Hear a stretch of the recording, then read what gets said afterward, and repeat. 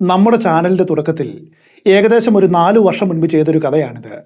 ഒരിക്കൽ കൂടി ഈ കഥ ചെയ്യണമെന്നൊരാഗ്രഹം തോന്നി. അങ്ങനെ ചെയ്യുവാനായിട്ട് മാറ്റിവെച്ചിരിക്കുന്ന കുറച്ച് കഥകൾ കൂടിയുണ്ട്. ഇടയ്ക്കിടയ്ക്ക് ആ കഥകളും വരും. ഇപ്പോൾ അവതരണവും ക്യാമറയും ഒക്കെ കുറച്ചുകൂടി മെച്ചപ്പെട്ടപ്പോൾ ഇത്രയും നല്ല കഥകൾ വീണ്ടും ചെയ്യാതിരിക്കുന്നത് മോശമല്ലേ? അതുകൊണ്ടാണിത് ചെയ്യുന്നത്. ഹ്വാസിയോങ് സീരിയൽ കില്ലർ. ഈ പേര് കേൾക്കാത്ത പലരും മെമ്മറീസ് ഓഫ് മർഡർ എന്ന സിനിമയെക്കുറിച്ച് കേട്ടിട്ടുണ്ടാവും. ആ സിനിമ യഥാർത്ഥത്തിൽ നടന്ന ഒരു സംഭവത്തിൽ നിന്നുമാണ് എടുത്തിട്ടുള്ളത്. അതുമാത്രമല്ല, confession of murder, Gabdong, signal, tunnel എന്നു പേരുള്ള ഒരു കൊറിയൻ സീരീസ്, അങ്ങനെ പലതും ഇതേ കഥയിൽ നിന്നും എടുത്തതാണ്. ആ കഥയാണ് ഇന്നത്തെ വീഡിയോ. സൗത്ത് കൊറിയയിലെ ജിയോങ്ജി പ്രവിശ്യയിലുള്ള ഒരു ഗ്രാമമാണ് ഹ്വാസിയോങ്. അവിടെ ഒരു കാലത്ത് നടന്ന ബലാത്സംഗങ്ങളുടെയും കൊലപാതകങ്ങളുടെയും ബോൺ ചില്ലിംഗ് ആയിട്ടുള്ള പരമ്പരയായിരുന്നു ഹ്വാസിയോങ് സീരിയൽ കില്ലർ കേസുകൾ. കൊറിയയുടെ ചരിത്രത്തിൽ ഇന്നുവരെയും ഇത്രയും എക്സ്പെൻസീവ് ആയിട്ടുള്ളൊരു കുറ്റാന്വേഷണം ഉണ്ടായിട്ടില്ല. 20 ലക്ഷത്തിലധികം പോലീസ് ഉദ്യോഗസ്ഥരെയാണ് ഈ കേസിന് വേണ്ടിയിട്ട് സർക്കാർ നിരത്തിയത്. കുറ്റവാളികളെന്ന് പോലീസ് സംശയിക്കപ്പെട്ട വ്യക്തികളുടെ എണ്ണം 21,280 ആയിരുന്നു. 40,116 വ്യക്തികളുടെ വിരലടയാളം വീടുകൾ കയറി ഇറങ്ങി പോലീസ് എടുത്തു. അതുകൂടാതെ 570 DNA സാമ്പിളുകൾ, 180 തലമുടി സാമ്പിളുകൾ, ഇതെല്ലാം ഈ കേസിന് വേണ്ടിയിട്ട് താരതമ്യം ചെയ്യുകയുണ്ടായി. ഒരു രാജ്യത്തിലെ എൻറ്റയർ പോലീസ് ഡിപ്പാർട്ട്മെന്റിന്റെ കണ്ണു വെട്ടിച്ചൊരു സൈക്കോ, അതായിരുന്നു ഹ്വാസിയോങ് സീരിയൽ കില്ലർ. 1986 സെപ്റ്റംബർ 19 ഉച്ചയ്ക്ക് 2 മണിക്ക് കുറച്ച് കുട്ടികൾ ഒരു വയലിന്റെ സമീപം തുമ്പികളെ പിടിക്കുവാനായിട്ട് ഓടിക്കളിക്കുകയായിരുന്നു. അപ്പോൾ വയലിന്റെ ഒരു ഭാഗത്തായിട്ട് ഒരു ചപ്പുകൂന കത്തിക്കൊണ്ടിരിക്കുന്നത് അവർ കണ്ടു. അതെന്താണെന്ന് നോക്കുവാൻ കുട്ടികൾ കൗതുകം കൊണ്ട് മുൻപോട്ട് നീങ്ങി. അടുത്തു വന്നപ്പോഴാണ് അവർക്ക് മനസ്സിലായത്, ഒരു ചപ്പുകൂന ആയിരുന്നില്ല അവിടെ കത്തിക്കൊണ്ടിരുന്നത്, ലീ വാൻ യിം എന്ന സ്ത്രീയായിരുന്നു. വളരെ ഭയാനകമായിട്ടുള്ള രീതിയിലാണ് ക്രൈം സീൻ കാണപ്പെട്ടത്. ഇത്ര ക്രൂരമായിട്ടുള്ള രീതിയിലുള്ളൊരു കൊലപാതകം കൊറിയൻ ജനത അന്നുവരെയും കണ്ടിട്ടില്ല. പക്ഷെ അപ്പോഴൊന്നും അവരറിഞ്ഞില്ല ഇത് വെറും ഒരു തുടക്കം മാത്രമാണെന്ന്. പിന്നീട് അവിടെ നടന്ന സംഭവങ്ങൾ ദക്ഷിണ കൊറിയയിൽ മാത്രമല്ല, ലോകം മുഴുവനും ചർച്ച ചെയ്യപ്പെട്ടു. ദക്ഷിണ കൊറിയ കണ്ട ഏറ്റവും നെറ്റോറിയസ് ആയ സീരിയൽ കില്ലറുടെ ഒന്നാമത്തെ ഇരയായിരുന്നു ലീ വാൻ യിം. ഈ കേസ് എന്തുകൊണ്ടാണ് ഇത്രയും കുപ്രസിദ്ധമായത്? അതിന് പിന്നിൽ ചില കാരണങ്ങളുണ്ട്. മിക്ക സീരിയൽ കില്ലർമാരും പിന്തുടരുന്നൊരു രീതിയുണ്ട്, സ്ത്രീകളെയും കുട്ടികളെയും ഇരയാക്കുക. കാരണം അവർ ദുർബലരാണല്ലോ. ഇവിടെയും സ്ത്രീകളെ മാത്രമാണ് ഈ സീരിയൽ കില്ലർ ഉന്നം വെച്ചത്. മാത്രവുമല്ല, ആവർത്തിച്ചു വരുന്ന ചില സമാനതകളും ഈ തുടർ കൊലപാതകത്തിന് പിന്നിലുണ്ടായിരുന്നു. കൊല്ലപ്പെട്ട സമയത്ത് ആ സ്ത്രീകളെല്ലാം ചുവന്ന നിറമുള്ള വസ്ത്രമായിരുന്നു ധരിച്ചിരുന്നത്. കൊല നടന്ന എല്ലാ ദിവസവും പെരുമഴ പെയ്തിരുന്നു. അത് സംഭവിക്കുന്ന ദിവസം, അതായത് കൊലയാളി കശാപ്പ് കത്തിയും കൊണ്ട് പുറത്തിറങ്ങുന്ന ദിവസം, ആ പ്രദേശത്തെ ലോക്കൽ റേഡിയോ സ്റ്റേഷനിൽ ഫോൺ വിളിച്ച് ഒരു പാട്ട് സംപ്രേഷണം ചെയ്യുവാനായിട്ട് ആവശ്യപ്പെടും. പെരുമഴയും അയാൾ ആവശ്യപ്പെട്ട പാട്ടും ഒരുമിച്ച് വന്നാൽ അന്ന് രാത്രിയിൽ ചുവന്ന ഉടുപ്പിട്ട ഏതെങ്കിലും ഒരു പെണ്ണ് കൊല്ലപ്പെടുമെന്ന് ഏകദേശം ഉറപ്പാക്കാം.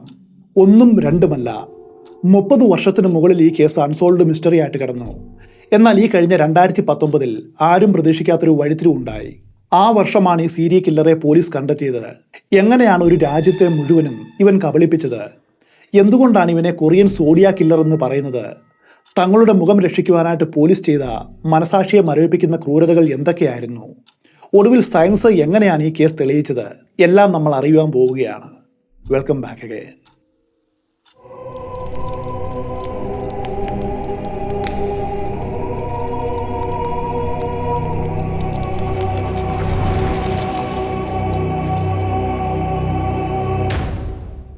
കൊറിയയിലെ സോളിന് തെക്കായിട്ട് നെൽവയലുകളും വനങ്ങളും ചെറു കുന്നുകളും നിറഞ്ഞൊരു ഗ്രാമമുണ്ട്. ഗ്രാമത്തിൻ്റെ പേര് ഹ്വാസിയോങ്. നമ്മുടെ നാട് പോലെ ഭൂപ്രകൃതിയുള്ള മനോഹരമായിട്ടുള്ളൊരു ഉൾനാടൻ പ്രദേശം. ഹ്വാസിയോങ്ങിൽ അധികം ജനങ്ങൾ താമസിച്ചിരുന്നില്ല. അതുകൊണ്ട് അവിടേക്കുള്ള ബസ് റൂട്ടുകളും വളരെ കുറവാണ്. ബസ് ഇറങ്ങിയിട്ട് ജനങ്ങൾക്ക് വീട്ടിലേക്ക് പോകണമെങ്കിൽ വിജനമായിട്ടുള്ള പ്രദേശങ്ങളിലൂടെ നടന്നു വേണം പോകുവാൻ. അക്കാലത്ത് സ്ത്രീകൾ നെൽവയലുകളിൽ കൂടി രാത്രി സമയം ഒറ്റയ്ക്ക് പോകുന്നത് സർവ്വസാധാരണമായിട്ടുള്ളൊരു കാഴ്ചയായിരുന്നു. 1986 സെപ്റ്റംബർ 15 മകളെ സന്ദർശിച്ച് നാട്ടിലേക്ക് മടങ്ങിയ ലീ വാൻ യിം എന്ന 71 വയസ്സുകാരി അടുത്ത ദിവസം രാവിലെ തൻ്റെ തോട്ടത്തിൽ ക്യാബേജ് പറിക്കുവാൻ പോയപ്പോൾ കാണാതായി. അവിടെ മുതലാണ് ഈ സീരിയൽ കില്ലിങ്ങിന് തുടക്കമായത്. 4 ദിവസം കഴിഞ്ഞ് 19-ാം തീയതി വീഡിയോയുടെ തുടക്കത്തിൽ നമ്മൾ കണ്ടതുപോലെ ചില കുട്ടികൾ ലീയുടെ ബോഡി വളരെ യാദൃശികമായിട്ട് കണ്ടെത്തി. അവരുടെ ശരീരം പകുതിയോളം നഗ്നമായിരുന്നു. കൈകൾ ഒരു ഗുണനചിഹ്നം പോലെ ലീയുടെ തന്നെ വസ്ത്രം അഴിച്ചെടുത്ത് കൂട്ടിക്കെട്ടിയിരുന്നു. കൊലയാളി ലീയെ കൈകൊണ്ട് കഴുത്തി ഞെരിച്ച് കൊല്ലുകയായിരുന്നു. ക്രൈം സ്പോട്ടിൽ നിന്നും സെമൻ കണ്ടെത്തിയെങ്കിലും അതുപയോഗിച്ച് രക്തനിർണയം നടത്തുവാനായിട്ട് കഴിഞ്ഞില്ല. അതിൻ്റെ കാരണം കഥ മുൻപോട്ട് പോകുമ്പോൾ നമ്മൾ മനസ്സിലാക്കും. എന്തായാലും ഈ കൊലപാതകത്തിന് വലിയ പ്രാധാന്യമൊന്നും പോലീസ് കൊടുത്തില്ല. വെറും 3 ഉദ്യോഗസ്ഥരെയാണ് കേസിൻ്റെ അന്വേഷണത്തിന് വേണ്ടി അവർ നിയോഗിച്ചത്. അതിന് കാരണം അപ്പോഴേക്കും സിയോൾ ഏഷ്യൻ ഗെയിംസ് അടുത്തിരുന്നു. കൂടുതൽ പോലീസുകാരെ ഏഷ്യൻ ഗെയിംസിന്റെ നടത്തിപ്പിനായിട്ട് നിയോഗിച്ചതുകൊണ്ട് ഈ കേസിൽ അവർ കാര്യമായിട്ട് ശ്രദ്ധിച്ചില്ല. 1986 ഒക്ടോബർ 20 സമാന രീതിയിൽ പാർക്ക് ഹിയോൺ സുക്ക് എന്ന 25 വയസ്സുകാരി കൊല്ലപ്പെട്ടു. സോങ്ഡാനിൽ നിന്നും നാട്ടിലേക്ക് ബസ് കയറിയ സുക്ക് രാത്രി 10 മണിക്ക് ബസ്സിൽ നിന്നും ഇറങ്ങുന്നത് കണ്ടവരുണ്ട്. പിന്നെ അവളെ കാണാതെയായി. 1986 ഒക്ടോബർ 23 ഉച്ച കഴിഞ്ഞ കൃത്യം 2:50 ഇപ്പോൾ ഹ്വാസിയോങ് എന്നറിയപ്പെടുന്ന സ്ഥലത്തുള്ളൊരു കനാലിൽ നിന്നും അവളെ കണ്ടെത്തി. കൈകൾ കൊണ്ട് കഴുത്ത് ഞെരിച്ചാണ് കൊല ചെയ്തത്. ഹ്യോൺസൂക്കും ക്രൂരമായിട്ട് ബലാത്സംഗം ചെയ്യപ്പെട്ടിരുന്നു. ഇക്കുറിയും ശരീരത്തിൽ നിന്നും സെമൻ കണ്ടെത്തിയെങ്കിലും ബ്ലഡ് ഗ്രൂപ്പ് നിർണ്ണയിക്കുവാനായിട്ട് കഴിഞ്ഞില്ല. അതിന് കാരണം അക്കാലത്ത് DNA ടെക്നോളജി കൊറിയയിൽ അത്ര കണ്ട് വികാസം പ്രാപിച്ചിട്ടില്ലാത്തതുകൊണ്ടാണ്. അതേ വർഷം ഡിസംബർ 12 25 വയസ്സുള്ള കോൺജങ് ബോൺ എന്ന വീട്ടമ്മയെ അവളുടെ വീടിന്റെ മുമ്പിൽ നിന്നും കാണാതെയായി. പോലീസ് അന്വേഷണം തുടങ്ങിയെങ്കിലും ഒരു വിവരവും കിട്ടിയില്ല. ഈ സംഭവം നടന്ന 2 ദിവസം കഴിഞ്ഞപ്പോൾ നാലാമതായിട്ട് ലീ ക്വേ സൂക്ക് എന്ന 23-കാരി അപ്രത്യക്ഷയായി. ഡിസംബർ 14 രാത്രിയിൽ നഗരത്തിൽ നിന്നും അവളുടെ ഭാവി വരൻ ബസ് കയറ്റി വിട്ടതാണ് അവളെ. വീട്ടിലേക്ക് നടന്നു നീങ്ങി അവളെ അവസാനമായിട്ട് ജീവനോടെ മറ്റുള്ളവർ കണ്ടത് രാത്രി 11 മണിക്കാണ്. ഒരാഴ്ച കഴിഞ്ഞ് ഡിസംബർ 21 2 നെൽപ്പാടങ്ങൾക്കിടയിലുള്ളൊരു വരമ്പിൽ നിന്നും സൂക്കിനെ കൊല്ലപ്പെട്ട നിലയിൽ കണ്ടെത്തി. അവളുടെ 2 കൈകളും ഒരു ഗുണനചിഹ്നം പോലെ കൂട്ടിക്കെട്ടിയിരുന്നു. മുൻ സംഭവങ്ങളിൽ എന്ന പോലെ കഴുത്ത് ചരിച്ചാണ് കൊല ചെയ്തത്. എന്നാൽ ഇത്തവണ യുവതിയുടെ പ്രൈവറ്റ് പാർട്ടുകൾ ഒരു കുട കൊണ്ട് കൊലയാളി വികൃതമാക്കിയിരുന്നു. ക്രൂരമായി ബലാത്സംഗം ചെയ്ത ശേഷം ജങ്ബോണിന്റെ അടിവസ്ത്രം ഉപയോഗിച്ച് അവളുടെ മുഖം അയാൾ മൂടിയിരുന്നു. ഇത്തവണയും ക്രൈം സ്പോട്ടിൽ നിന്ന് സെമൻ കിട്ടിയെങ്കിലും രക്തഗ്രൂപ്പ് നിർണ്ണയിക്കുവാനായിട്ട് കഴിഞ്ഞില്ല. ഒരേ രീതിയിൽ നടന്ന 4 കൊലകൾ. പോലീസ് അന്വേഷണം എങ്ങും എത്തുന്നില്ല. അജ്ഞാതനായിട്ടുള്ള കൊലയാളിയെക്കുറിച്ചൊരു തുമ്പുമില്ല. ഇതോടെ മാധ്യമ പടകൾ രംഗത്ത് വന്നു. പത്രങ്ങൾ ഈ തുടർ കൊലകളെക്കുറിച്ച് നീണ്ട ലേഖനങ്ങൾ എഴുതി. അതിൽ പോലീസിന്റെ കഴിവുകേട് പ്രത്യേകമായിട്ട് എടുത്തെഴുതി. 5ാമത്തെ കൊലപാതകം 1987 ജനുവരി 10 നടന്നത്.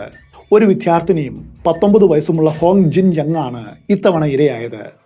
ബസ് ഇറങ്ങി രാത്രി 8:50 വീട്ടിലേക്ക് പോകുന്ന വഴിക്ക് ഹോങ് കാണാതായി. അതിനടുത്ത ദിവസം ഉച്ചയ്ക്ക് 1 മണിക്ക് ഹോങ്ങിന്റെ ബോഡി ഹ്വാസിയാങ്ങിലെ ഒരു നെൽപ്പാടത്തിൽ കിടക്കുന്നത് കണ്ടു. കൈകൾ 2 ഗുണിതാകൃതിയിൽ കൂട്ടിക്കെട്ടി വായിൽ സോക്സ് തിരികിയ നിലയിലാണ് മൃതദേഹം കണ്ടത്. ഹോങ് ജിങ്ങും ക്രൂരമായിട്ട് ബലാത്സംഗം ചെയ്യപ്പെട്ടിരുന്നു. ഇതിനിടയിൽ 4 മാസങ്ങൾക്ക് മുൻപ് കാണാതായ 3ാമത്തെ വ്യക്തിമായ കോൺജങ് ബോണിന്റെ അഴുകിയ ഉടൽ 1987 ഏപ്രിൽ 23 പകൽ 2 മണിക്ക് ജിനാൻഡോങ്ങിലുള്ള ഒരു ചെറിയുടെ വരമ്പിൽ നിന്നും കണ്ടുപിടിച്ചു. അവളുടെ തന്നെ സ്റ്റോക്കിങ്സ് കൊണ്ട് കഴുത്ത് മുറുക്കിയാണ് കൊല ചെയ്തത്. ആ സ്റ്റോക്കിങ്സ് വായിൽ തന്നെ തിരികെ വെച്ചിട്ടുമുണ്ട്. ഒരു അടിവസ്ത്രം കൊണ്ട് ജങ് ബോണിന്റെ മുഖം കൊലയാളി മൂടിയിരുന്നു. ബോണിനെയും ക്രൂരമായിട്ട് ബലാത്സംഗം ചെയ്തിരുന്നു. കൊലയാളിയുടെ സെമൻ ഇവിടെയും കിട്ടിയെങ്കിലും കാര്യമായിട്ടുള്ള പ്രയോജനമുണ്ടായില്ല. സമാനമായിട്ടുള്ള രീതിയിൽ ഇത്രയധികം കൊലകൾ നടന്നപ്പോഴാണ് കൊറിയൻ പോലീസ് ആ സത്യം മനസ്സിലാക്കിയത്. തങ്ങൾ തിരയുന്നവനൊരു സീരിയൽ കില്ലറാണ്. അവന്റെ സിഗ്നേച്ചറാണ് ഇതുവരെ നടന്ന എല്ലാ ക്രൈമിലും കാണപ്പെട്ടത്. അതോടെ ഒരു സീരിയൽ കില്ലർ ഹ്വാസിയോങ് പ്രദേശത്തുണ്ടെന്നും മഴയുള്ള ദിവസം നോക്കി റേഡിയോയിൽ വരുന്ന അവനിഷ്ടമുള്ള പാട്ടും കേട്ട് ഉന്മാദിയായി ചുവന്ന വസ്ത്രം ധരിച്ച സ്ത്രീകളെയും തിരഞ്ഞുകൊണ്ടവൻ നടപ്പുണ്ടെന്നും അവർ തിരിച്ചറിഞ്ഞു. ആളുകൾ ഭയം കൊണ്ട് രാത്രിയിൽ പുറത്തിറങ്ങാതെയായി, പ്രത്യേകിച്ച് സ്ത്രീകൾ. 1980കളിൽ ദക്ഷിണ കൊറിയൻ പോലീസിന് സീരിയൽ കില്ലിങ്ങിനെ കുറിച്ചൊരു പരിചയവും ഉണ്ടായിരുന്നില്ല. അങ്ങനെ ഒരു മുൻകാല ചരിത്രം അതുവരെയും അവർക്കില്ലായിരുന്നു. സീരിയൽ കില്ലേഴ്സ് പൊതുവെ അമേരിക്കയിൽ മാത്രം കാണപ്പെടുന്ന ഒരു പ്രതിഭാസമാണെന്നാണ് അവർ വിചാരിച്ചു വന്നത്. അതുകൊണ്ടായിരിക്കാം കൊറിയൻ പോലീസിന്റെ ഇൻവെസ്റ്റിഗേഷൻ സ്റ്റഡിയിൽ പോലും സീരിയൽ കില്ലേഴ്സിനെ കുറിച്ച് പഠിപ്പിച്ചിരുന്നില്ല. അക്കാലത്ത് DNA പരിശോധന നടത്തുവാനുള്ള സാങ്കേതിക ശേഷി ദക്ഷിണ കൊറിയയ്ക്കില്ല. ഒരു കുറ്റവാളിയെ പിടികൂടുവാനുള്ള അവരുടെ ഒരേ ഒരു ആയുധം രക്തനിർണയമാണ്. ആദ്യത്തെ 5 കൊലപാതകങ്ങൾ ഹ്വാസിയോങ്ങിന്റെ 6 കിലോമീറ്റർ ചുറ്റളവിലാണ് നടന്നത്. പോലീസ് കൊലയാളിയെ പിടിക്കുവാനായിട്ട് 2 ടീമുകളായിട്ട് പിരിഞ്ഞു. എന്നിട്ട് ഓരോ 100 മീറ്ററിലും ഒരു പോലീസുകാരൻ വെച്ച് ആ പ്രദേശമാകെ കാവൽ നിന്നു. ചില വനിതാ പോലീസുകാരെ ചുവന്ന വസ്ത്രം ധരിപ്പിച്ച് രാത്രി സമയത്ത് പലയിടത്തായിട്ട് നിർത്തി. എന്നിട്ടും അവരുടെ കണ്ണു വെട്ടിച്ച 6ാമത്തെ സ്ത്രീയും കൊല്ലപ്പെട്ടു. 1987 മെയ് 2 രാത്രി 9 മണിയോടുകൂടി പാർക്ക് യുങ് ജു എന്ന 29-കാരി മഴയുള്ളത് കൊണ്ട് ഭർത്താവിനൊരു കുട കൊടുക്കുവാനായിട്ട് ബസ് സ്റ്റോപ്പിലേക്ക് പോയതാണ്. അതൊരു റിമോട്ട് ഏരിയ ആയിരുന്നു.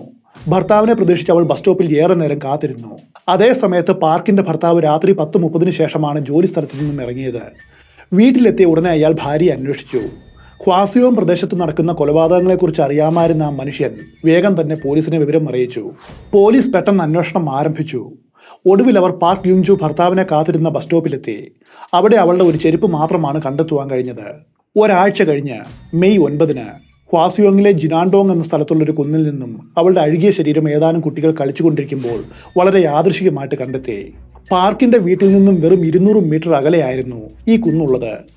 ഇത്തവണയും കൊലയാളി ഇരയെ കഴുത്തി ഞെരിച്ച് കൈകൾ രണ്ട് ഗുണിത ചിഹ്നം പോലെ കൂട്ടിക്കെട്ടിയിരുന്നു. ക്രൂരമായിട്ട് ബലാത്സംഗം ചെയ്യപ്പെട്ട ശരീരത്തിന്റെ മുകൾ ഭാഗം മുഴുവനും നഗ്നമായിട്ട് കാണപ്പെട്ടു. യുവതിയുടെ അടിവസ്ത്രം ഉപയോഗിച്ച് മുഖം മൂടിയിരുന്നു. ക്രൈം സീനിൽ നിന്നും ഒരു ഷൂവിന്റെ ഫുട്പ്രിന്റ് പോലീസിന് കിട്ടി. മറ്റ് യാതൊരു തെളിവും കിട്ടിയില്ല. 7ാമത്തെ വിക്ടിം അതൊരു മധ്യവയസ്കയാണ്. 1987 സെപ്റ്റംബർ 7-നാണ് അത് സംഭവിച്ചത്. രാത്രി 9:30 ബസ് ഇറങ്ങി വീട്ടിലേക്ക് പോകുന്ന വഴിക്കാണ് 54 വയസ്സുള്ള ആൻജു സൂണിനെ കാണാതായത്. പിറ്റേ ദിവസം ഒരു കനാലിന്റെ സമീപത്തായിട്ട് ആ മൃതദേഹം കണ്ടെത്തി. കൈകൾ കൂട്ടിക്കെട്ടി വായിൽ സോക്സും കർച്ചീഫും തിരികെയിരുന്നു. ആൻജുവിന്റെ പ്രൈവറ്റ് പാർട്ടിൽ ഒരു പീച്ച് പഴം വെച്ചതായിട്ട് കണ്ടെത്തി. ക്രൂരമായിട്ടുള്ള ബലാത്സംഗം ഇവിടെയും നടന്നിട്ടുണ്ട്. ഒരേ രീതിയിലുള്ള തുടർക്കൊലകൾ കണ്ട് ആ പ്രദേശത്തുള്ളവർ വല്ലാതെ ഭയന്നു. ഇത്തവണ ജനങ്ങൾ പോലീസിനെതിരെ തിരിഞ്ഞു. ഇതോടെ എത്രയും വേഗം കൊലയാളിയെ കണ്ടെത്തുവാനായിട്ട് നിലവിലുള്ള അന്വേഷണ ഉദ്യോഗസ്ഥരെ അധികാരികൾ മാറ്റി. എന്നിട്ട് ഈ കേസ് അന്വേഷിക്കുവാനായിട്ട് ദക്ഷിണ കൊറിയയിലെ ഏറ്റവും മികച്ച അന്വേഷണ ഉദ്യോഗസ്ഥരെ നിയോഗിച്ചു. എന്നിട്ടും 8ാമത്തെ കൊലയും നടന്നു. ഇത്തവണ പാക് സാങ്ഹി എന്ന വിദ്യാർത്ഥിനിയാണ് കൊല്ലപ്പെട്ടത്. ഹ്വാസിയോങ് സീരിയൽ കില്ലറിന്റെ ഏറ്റവും പ്രായം കുറഞ്ഞ ഇര പാക് സാങ്ഹി ആയിരുന്നു. 1988 സെപ്റ്റംബർ 16 നേരം വെളുക്കുന്നതിനും വളരെ മുൻപ് ഏകദേശം രാത്രി 2 മണിയോടുകൂടി 14 വയസ്സുള്ള പാക് സാഹി സ്വന്തം ബെഡ്റൂമിൽ വെച്ച് കൊല്ലപ്പെട്ടു. കൊലയാളി വളരെ രഹസ്യമായിട്ട് മുറിയിൽ പ്രവേശിച്ചാണ് കൃത്യം നടത്തിയത്. ഇത്തവണ ഇരകളെ വെളിയിൽ വെച്ച് കൊല്ലുന്ന പതിവ് മോഡസ് ഓപ്പറാണ്ടിയിൽ നിന്നും വ്യത്യസ്തമായിട്ട് ഈ വിദ്യാർത്ഥിനിയെ അവളുടെ കിടക്കയിൽ വെച്ച് ക്രൂരമായിട്ട് ബലാത്സംഗം ചെയ്ത് കൊലപ്പെടുത്തുകയായിരുന്നു. സാങ്ഹിയുടെ വസ്ത്രം കൊണ്ട് തന്നെയാണ് കഴുത്ത് ഞെരിച്ചത്. ക്രൈം സീനിൽ നിന്നും ഏതാനും തലമുടികൾ പോലീസിന് കിട്ടി. അത് ആ വീട്ടിലുള്ള ആരുടെയും അല്ലെന്ന് അവർ തിരിച്ചറിഞ്ഞു. അതോടെ അത് കൊലയാളിയുടെ ആയിരിക്കുമെന്ന് പോലീസ് സംശയിച്ചു. ആ സമയത്ത് ദക്ഷിണ കൊറിയയിൽ വലിയ ടെക്നോളജി ഒന്നും ഇല്ലായിരുന്നു എന്ന് പറഞ്ഞല്ലോ. അതുകൊണ്ട് ക്രൈം സ്പോട്ടിൽ നിന്നും കിട്ടിയ തലമുടികൾ ടെസ്റ്റ് ചെയ്യുവാനായിട്ട് ജപ്പാനിലേക്കാണ് അവർ അയച്ചത്. അധികം വൈകാതെ ജപ്പാനിൽ നിന്ന് റിസൾട്ട് വന്നു. ആ റിസൾട്ടിൽ എഴുതിയിരുന്ന ഒരു പ്രത്യേക പരാമർശം പോലീസ് നോട്ട് ചെയ്തു. അതിങ്ങനെയാണ്: സാധാരണ ഒരു മനുഷ്യന്റെ മുടിയിൽ ഉള്ളതിനേക്കാളും ടൈറ്റാനിയത്തിന്റെ അളവ് ഈ മുടിയിൽ 300%-ലധികമാണ്. ഇതോടെ പോലീസ് ആ പ്രദേശത്തുള്ള 180ഓളം ആളുകളുടെ തലമുടി ശേഖരിച്ചു. എന്നിട്ട് അതും ടെസ്റ്റ് ചെയ്യുവാനായിട്ട് അയച്ചു. വൈകാതെ അതിന്റെ റിസൾട്ടും വരികയാണ്. ഈ റിസൾട്ട് മറ്റൊരാളുടെ വിധിയെയാണ് മാറ്റി എഴുതിയത്. 1989 ജൂലൈ 27 വികലാംഗനായ യുൻ സങ് ജോ എന്ന 22-കാരനെ പാക് സാഹിയെ കൊലപ്പെടുത്തിയ കേസിൽ പോലീസ് അറസ്റ്റ് ചെയ്തു. കുറ്റകൃത്യം നടന്ന സ്ഥലത്തു നിന്നും കിട്ടിയ മുടിയുടെ അടിസ്ഥാനത്തിലാണ് ഇതുണ്ടായത്. പോലീസ് പറഞ്ഞത് ഹ്വാസിയോങ് സീരിയൽ കില്ലർ ഇയാളല്ല. യഥാർത്ഥ സീരിയൽ കില്ലറിനെ അനുകരിച്ച് യുൻ സങ് ജോ കോപ്പിക്കാറ്റ് കൊല ചെയ്യുകയായിരുന്നു. 1989 ഒരു റിപ്പോർട്ട് അനുസരിച്ച് സംഭവ സ്ഥലത്തു നിന്നും കണ്ടെത്തിയ രോമങ്ങളുടെ സാമ്പിളുകളിൽ നടത്തിയ ഫോറൻസിക് പരിശോധനയിൽ യൂനിന്റെ മുടിയുമായിട്ട് ഇതിന് വെറും 40% മാത്രമേ സമാനത ഉണ്ടായിരുന്നു എന്നാണ് കാണുന്നത്. ഈ ഒരു കാര്യം മതി അയാൾ നിരപരാധിയാണെന്ന് മനസ്സിലാക്കുവാൻ. കാരണം ഈ കേസിൽ ഇതൊരു വലിയ വിടവാണ്. പക്ഷേ 1989 യൂനിനെ ജീവപര്യന്തം കോടതി തടവിന് ശിക്ഷിച്ചു. അതോടെ ജനങ്ങൾ വലിയ ആശ്വാസത്തിലായി. അവരെല്ലാവരും യൂനാണ് കൊലയാളിയെന്ന് ഉറച്ചു വിശ്വസിച്ചു. എന്നാൽ തടവിൽ കഴിയുമ്പോഴെല്ലാം താൻ നിരപരാധിയാണെന്നും പോലീസുകാർ തന്നെ തല്ലി കുറ്റം സമ്മതിപ്പിക്കുകയാണ് ചെയ്തത് എന്നും കാണുന്നവരോടെല്ലാം അയാൾ പറയുമായിരുന്നു. എന്നാൽ അതാരും വിശ്വസിച്ചില്ല. അവസാനം തന്നെ മർദ്ദിപ്പിച്ചാണ് പോലീസ് കുറ്റം കെട്ടിയേൽപ്പിച്ചത് എന്ന് ആരോപിച്ച് യൂൻ കോടതിയിൽ ഒരു അപ്പീൽ നൽകി. ആ അപ്പീൽ നിർദ്ദയം നിരസിക്കപ്പെട്ടു. നീതിന്യായ വ്യവസ്ഥയുടെ ഏറ്റവും വലിയ പരാജയമായിരുന്നു ആ അപ്പീൽ നിരാസം. അതെന്താണെന്ന് വീഡിയോ മുൻപോട്ട് പോകുമ്പോൾ നമ്മൾ അറിയും. 8ാമത്തെ കൊലപാതകത്തിന് ശേഷം 14 മാസങ്ങൾ കടന്നുപോയി. ഈ കാലയളവിൽ മറ്റൊരു കൊലപാതകവും ഉണ്ടായില്ല. അതോടെ സീരിയൽ കില്ലർ ഏതെങ്കിലും പ്രശ്നത്തിൽ പെട്ടിരിക്കാമെന്നും അല്ലെങ്കിൽ മരിച്ചുപോയി കാണുമെന്നുമുള്ള നിഗമനത്തിൽ പോലീസ് എത്തി. അല്ലെങ്കിൽ അവൻ നാട് വിട്ടു പോയി കാണുമെന്ന് അവർ വിചാരിച്ചു. കാരണം സാധാരണഗതിയിൽ സീരിയൽ കില്ലേഴ്സ് ഒരു നിശ്ചിത ഇടവേളകളിട്ട് കൊലകൾ ചെയ്യും. ഇത്തരം സൈക്കോകൾക്ക് വെറുതെ ഇരിക്കുവാനായിട്ട് കഴിയില്ല. സൈക്കോ കില്ലറിന്റെ തിരോധാനത്തിന് പിന്നിൽ എന്തെങ്കിലും കാരണം കാണുമെന്നും അവൻ ചത്തിട്ടില്ലെങ്കിൽ വീണ്ടും കൊലകൾ നടക്കുമെന്നും പോലീസ് ഊഹിച്ചു. ഒടുവിൽ അവർ വിചാരിച്ചതുപോലെ വീണ്ടും അവൻ എത്തുകയാണ്. 9ാമത്തെ ഇര അതൊരു ചെറിയ പെൺകുട്ടിയായിരുന്നു. 1990 നവംബർ 15 കിം മീ ജുങ് എന്ന 14 വയസ്സുകാരി സ്കൂളും വിട്ട് വീട്ടിലേക്ക് വരുമ്പോൾ വൈകുന്നേരം 6:30 കാണാതെയായി. പിറ്റേ ദിവസം രാവിലെ 10 മണിയോടെ മൃതദേഹം കണ്ടെത്തി. മറ്റ് ക്രൈമുകളെ അപേക്ഷിച്ച് കൂടുതൽ ഭയാനകമായിരുന്നു ഈ മർഡർ. കൈകൾ രണ്ടും കൂട്ടിക്കെട്ടി വായിൽ ഇന്നർ വെയർ തിരികെ നിലയിൽ ഒരു കുന്നിൽ നിന്നുമാണ് ജുങ്ങിനെ കിട്ടിയത്. കഴുത്ത് ഞെരിച്ച് കൊല്ലും മുൻപ് ക്രൂരമായിട്ട് ബലാത്സംഗം ചെയ്യപ്പെട്ടിരുന്നു. കൂടാതെ ball point pen, spoon, fork, blade എന്നിവ ഉപയോഗിച്ചുള്ള മുറിവുകളും ശരീരത്തിൽ കാണപ്പെട്ടു.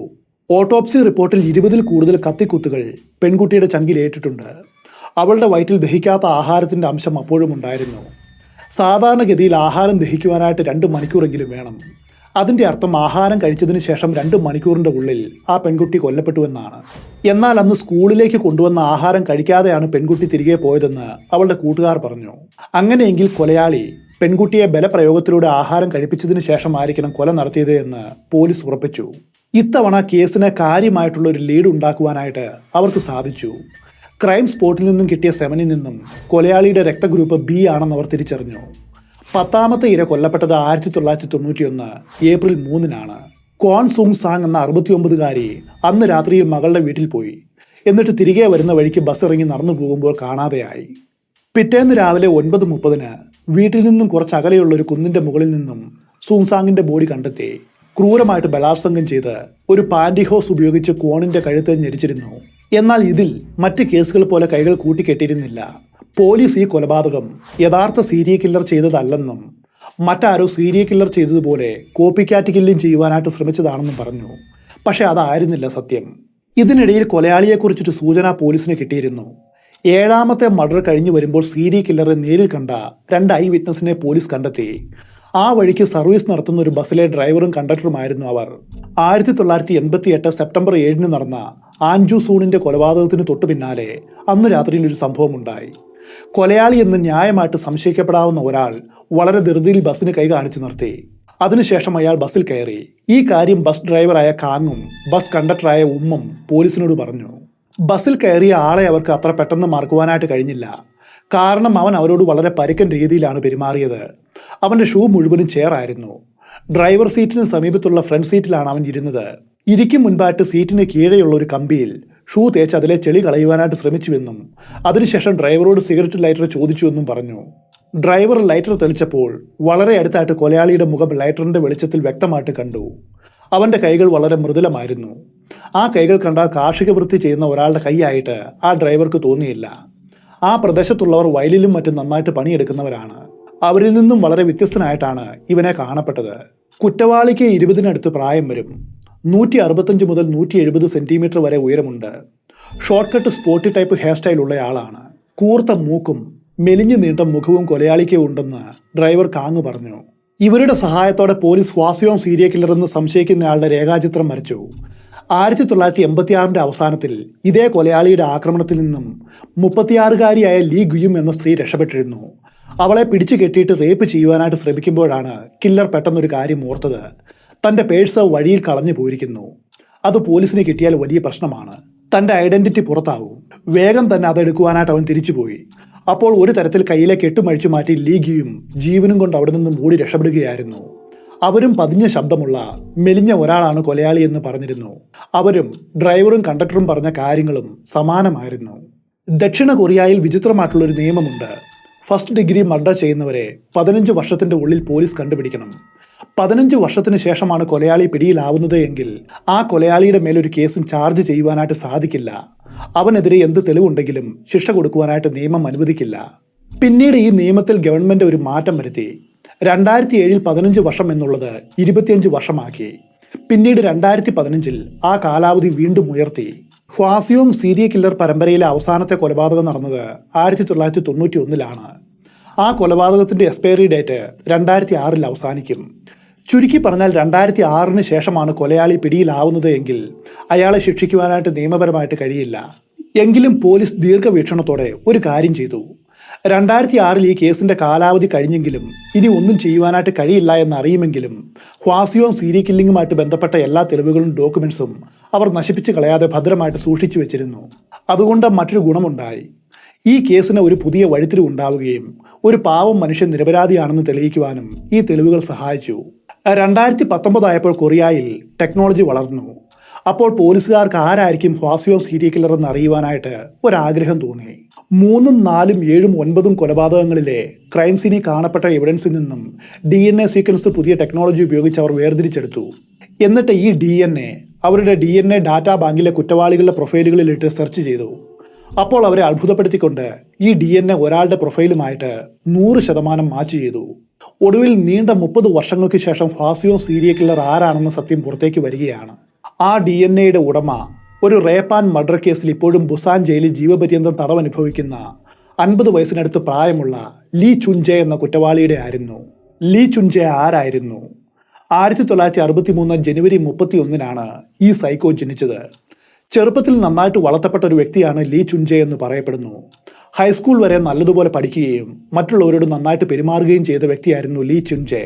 ഹൈസ്കൂളിൽ നിന്നും ബിരുദം നേടിയ ശേഷം ലീ റിപ്പബ്ലിക് ഓഫ് കൊറിയൻ ആർമിയിൽ ചേർന്നു. ഒരു ടാങ്ക് പൈലറ്റായിട്ടാണ് ജോലി ചെയ്തത്. 86 ജനുവരി 23-ന് ലീയെ ജോലിയിൽ നിന്ന് ഡിസ്ചാർജ് ചെയ്തു. അതിനുശേഷം 1989 സെപ്റ്റംബർ 26-ന് രാത്രി 1 മണിയോടടുത്ത് ജിയോങ്ജി പ്രവിശ്യയിലെ സുവോണിലെ ഒരു വീട്ടിൽ ആയുധങ്ങളും കയ്യുറകളും ഉപയോഗിച്ച് ലീ അതിക്രമിച്ച് കയറി. അതേ തുടർന്ന് പിടിക്കപ്പെട്ടു. കവർച്ച, അക്രമം എന്നീ കുറ്റങ്ങൾ ചുമത്തി സുവോൺ ജില്ലാ കോടതി 1 വർഷവും 6 മാസവും തടവിന് അവനെ ശിക്ഷിച്ചു. ആദ്യത്തെ വിചാരണയ്ക്ക് ശേഷം ലീ ഒരു അപ്പീൽ നൽകി. അജ്ഞാതനായിട്ടുള്ളൊരു യുവാവ് തന്നെ മർദ്ദിക്കുകയും തന്നെ കൊല്ലുവാനായിട്ട് പിന്തുടരുകയും ചെയ്തപ്പോൾ ജീവൻ രക്ഷിക്കുവാനാണ് ആ വീട്ടിലേക്ക് താൻ ഓടിക്കയറിയതെന്ന് അവൻ പറഞ്ഞു. എന്തായാലും കോടതി ലീയുടെ ശിക്ഷ താൽക്കാലികമായിട്ട് നിർത്തിവെച്ചു.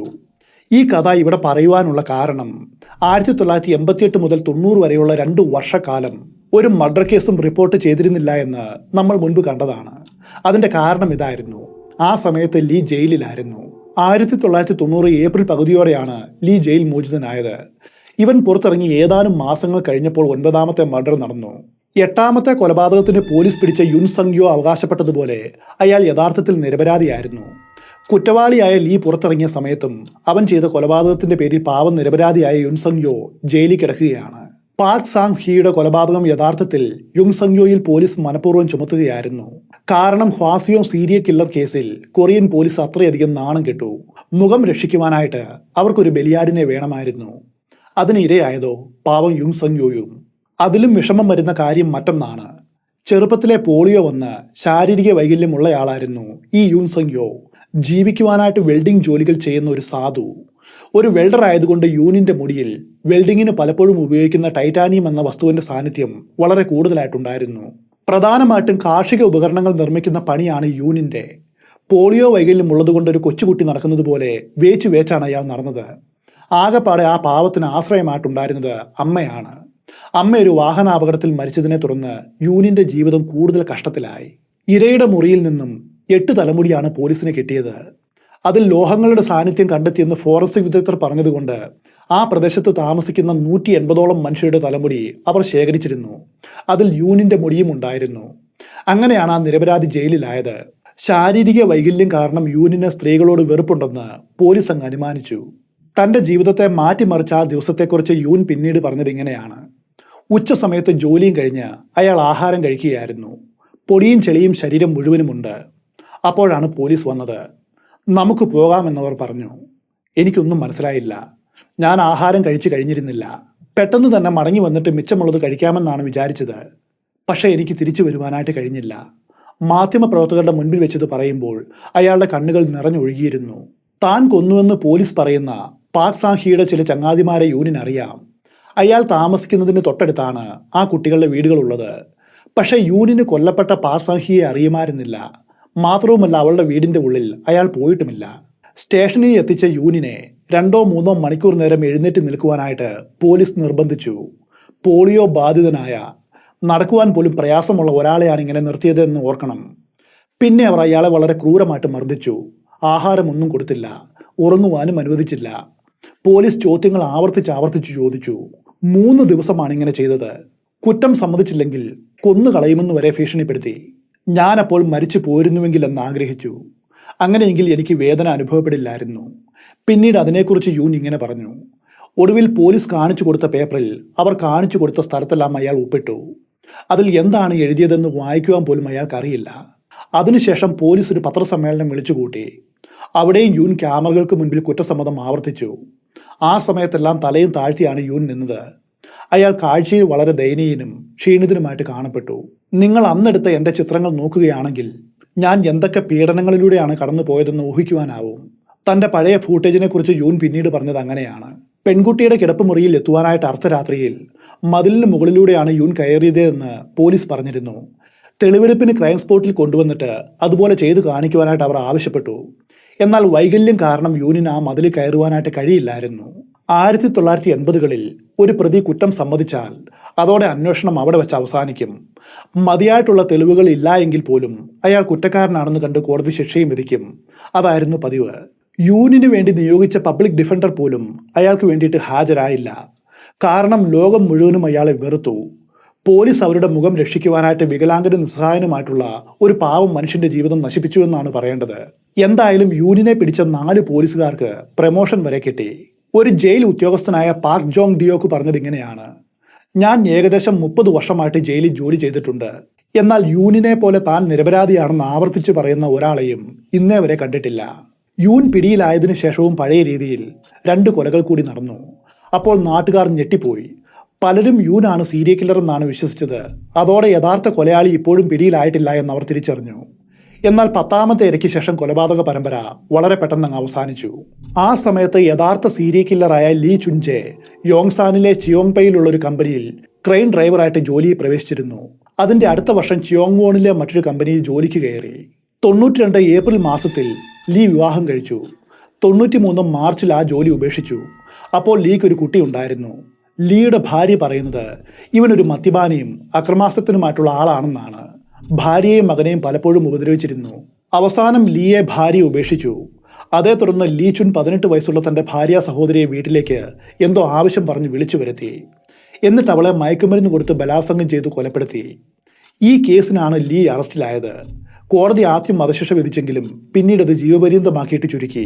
DNA സീക്വൻസ് ജയിലിൽ കിടക്കുന്ന ലീയുടേതുമായിട്ട് പെർഫെക്റ്റ് മാച്ചായെന്ന് കണ്ട പോലീസ് അയാളെ ചോദ്യം ചെയ്തു. ആദ്യം ലീ അത് നിഷേധിച്ചുവെങ്കിലും അവസാനം പോലീസ് ഇത്രയും കാലം തെരഞ്ഞ ഹ്വാസിയോ സീരിയൽ കില്ലർ താനാണെന്ന് സമ്മതിച്ചു. 1986 മുതൽ 91 വരെയുള്ള 10 കൊലപാതകങ്ങളെ കൂടാതെ പോലീസ് അതുവരെയും കണ്ടുപിടിക്കാത്ത മറ്റ് 4 കൊലകളും 30ലേറെ ബലാത്സംഗങ്ങളും താൻ ചെയ്തിട്ടുണ്ടെന്ന് ഈ ചോദ്യം ചെയ്യലിൽ അവൻ വെളിപ്പെടുത്തി. അപ്പോൾ യൂൻ സങ്യോ ചെയ്തു എന്ന് പറയപ്പെടുന്ന 8ാമത്തെ കൊലയും നീ തന്നെയാണോ ചെയ്തത്? പോലീസ് ചോദിച്ചു. അതും ഞാൻ തന്നെയാണ് ചെയ്തത് എന്ന് അവൻ സമ്മതിച്ചു. കൊല നടന്ന വീടിനെക്കുറിച്ച് ചോദിച്ചപ്പോൾ വീടിന്റെ ലേ ഔട്ടിനെ കുറിച്ച് അവൻ വളരെ കൃത്യമായിട്ടുള്ള വിവരണം നൽകി. ഈ കൊലപാതകത്തിന് നീ ചെയ്ത മറ്റു കൊലകളുമായിട്ട് എന്താണ് വ്യത്യാസമെന്ന് പോലീസ് ചോദിച്ചു. അപ്പോൾ ലീ പറഞ്ഞത് ഇങ്ങനെയാണ്: മറ്റു കൊലപാതകമെല്ലാം ഞാൻ പുറത്തു വെച്ചാണ് ചെയ്തത്. എന്നാൽ ഇതുമാത്രം ഒരു വീടിന്റെ ഉള്ളിൽ വെച്ചാണ് നടത്തിയത്. എങ്ങനെയാണ് ആ വീട്ടിൽ കയറിയത് എന്ന മറുചോദ്യത്തിന് മുൻവശത്തെ കതക് ചെറുതായിട്ട് തുറന്നാണ് കിടന്നത് എന്നും അങ്ങനെയാണ് ബെഡ്റൂമിൽ കടന്നത് എന്നും അവൻ പറഞ്ഞു. നീ ചെയ്ത തെറ്റിന് നിനക്ക് പകരം മറ്റൊരാൾ ജയിലിൽ പോയതിനെക്കുറിച്ച് അറിയാമോ എന്ന് ചോദിച്ചപ്പോൾ എനിക്ക് അറിയാമായിരുന്നു എന്ന് ലീ പറഞ്ഞു. അതിൽ അവന് കുറച്ച് അസ്വസ്ഥതയും ഉണ്ടായിരുന്നു. താൻ ചെയ്ത കൊലയുടെ ക്രെഡിറ്റ് വേറെ ഒരാൾക്ക് പോയത് ആ സൈക്കോയ്ക്ക് അത്ര ഇഷ്ടപ്പെട്ടിരുന്നില്ല. എങ്ങനെയാണ് നീ ഇത്ര ബുദ്ധിപരമായിട്ട് ഈ കൊലകൾ നടത്തിയത് എന്ന് പോലീസ് ചോദിച്ചു. അതിനവൻ പറഞ്ഞ മറുപടി പോലീസിന്റെ കഴിവില്ലായ്മയായിരുന്നു തുറന്നു കാട്ടിയത്. അതൊന്നും ബുദ്ധിപൂർവമായിരുന്നില്ല.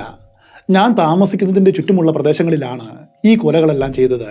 മൃതദേഹം മറവ് ചെയ്യുവാൻ പോലും ശ്രമിച്ചിട്ടില്ല. എന്നിട്ടും പോലീസ് എന്തുകൊണ്ടാണ് എന്നെ പിടിക്കാതിരുന്നത് എന്ന് ഇതുവരെയും എനിക്കറിയില്ല എന്ന് ലീ പറഞ്ഞു. പോലീസ് അവരുടെ ഇൻവെസ്റ്റിഗേഷൻ വളരെ കൃത്യമായിട്ട് നടത്തിയിരുന്നുവെങ്കിൽ അന്ന് തന്നെ എന്നെ കണ്ടുപിടിക്കാമായിരുന്നു. എൻ്റെ കൂട്ടുകാരെയും അയൽവാസികളെയും അടക്കം പോലീസ് ചോദ്യം ചെയ്തു. എന്നിട്ടും അവർ എന്നെ ചോദ്യം ചെയ്തില്ല. അവസാനം ഒരു ഘട്ടത്തിൽ എന്നെ ചോദ്യം ചെയ്യുവാനായിട്ട് വിളിപ്പിച്ചു. എന്നാൽ എന്നെക്കുറിച്ചൊന്നും ചോദിക്കാതെ എൻ്റെ കുടുംബക്കാരെക്കുറിച്ചും കൂട്ടുകാരെക്കുറിച്ചുമാണ് പോലീസ് അന്വേഷിച്ചത്. അന്ന് അവർ നല്ല രീതിയിൽ എന്നെ ചോദ്യം ചെയ്തിരുന്നുവെങ്കിൽ ഞാനും സംശയിക്കപ്പെടുന്നവരുടെ ലിസ്റ്റിൽ വന്നേനെന്ന് അവൻ പറഞ്ഞു.